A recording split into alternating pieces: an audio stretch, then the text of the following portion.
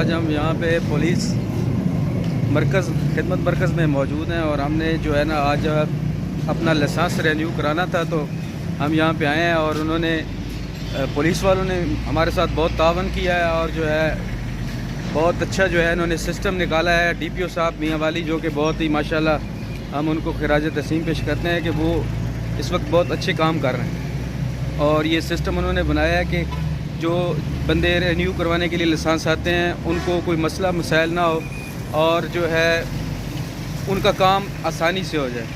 तो ये उन्होंने बहुत अच्छा जो है ना एक काम।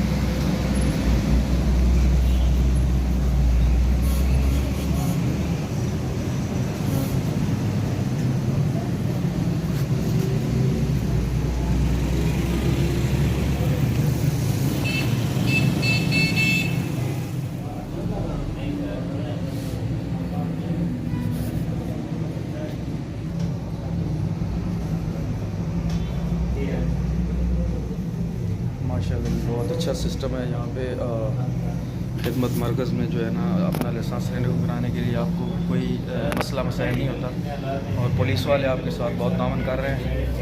तो यहाँ पे मैं मौजूद हूँ मियाँ वाली जास चौक पे।